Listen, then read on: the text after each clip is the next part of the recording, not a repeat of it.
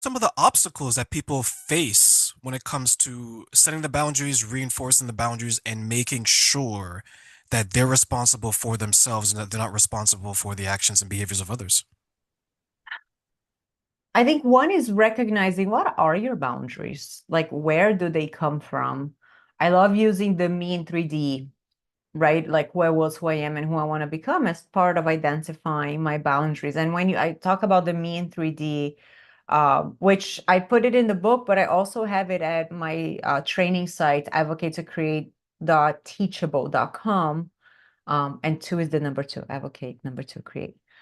But the me in 3D, you can do it in different aspects of self. So for example, my boundary as a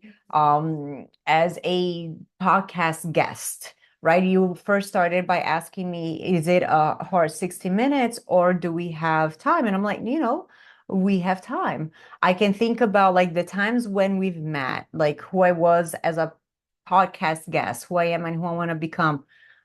So setting my boundaries as it relates to time or flexibility.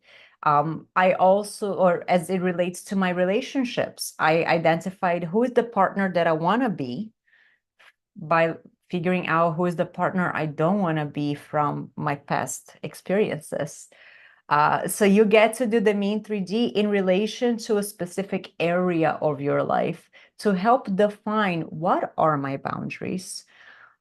The other question was, how do we apply and maintain them? So first we need to define them. I do think that our boundaries need to have some flexibility depending on the relationship, because some people have enough deposits in the bank account that they merit my exception in a boundary of mine, right? So an example that I can give, I working out is a taking care of self and sometimes a self-care for me. I work out at minimum 4 times a week, ideally 5 times a week. And I remember a friend of mine wanted to like go have dinner somewhere. And I said, okay, I finished my sessions at 7. I'm gonna go work out. I can meet you at like 8:30, 8:45. Oh, that's kind of late. Can you skip the workout today? And my response was no.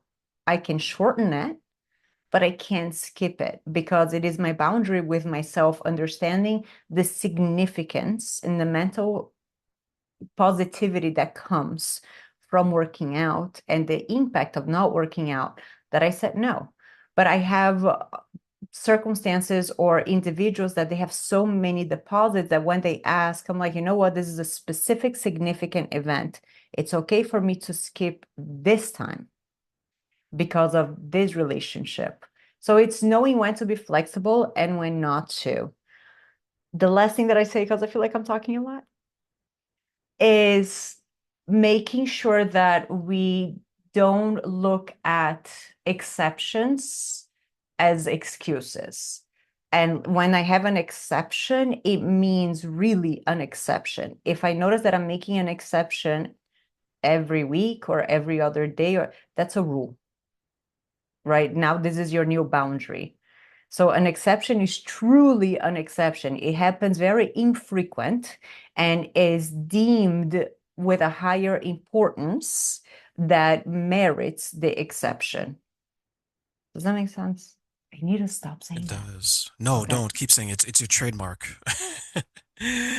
So does that mean that an exception is coming from you and an excuse is coming from the outside, meaning that when I make an exception to something I'm going to do as the gym, it's because I want to and I'm doing it in an effort to maybe please myself. It's coming from a place of me versus the excuse can come a place for, you know what, I don't want to disappoint that person. I don't want to hurt that person. So I rather hurt myself than them. Could that be viewed as a difference? I think that that's one way of looking at it. As you were saying, I was like thinking in my mind, like what caused what to when. I think that if something happens, like a crisis happens with a friend of mine, I will put my gym to the side to be, because to me that merits an exception. I think that if every week or every day I'm like, oh, but I finished so late work, so I'm not gonna go to work. I'm not gonna go work out because I finished so late. That's not an exception. I've had moments of self-care when I told myself, I am not going to go to the gym today. And that's a self-care, me not going to the gym today, even though my boundary is to go 5 times a week, right? 4 to 5. So I like what you said. Yes, that is one way of looking at it. But I think when we're looking at boundaries, it becomes really important to understand what makes it a boundary, right? How frequently am I breaking it? And if I'm breaking it that frequently, is it really a boundary that I want to have? It causes me to revise it.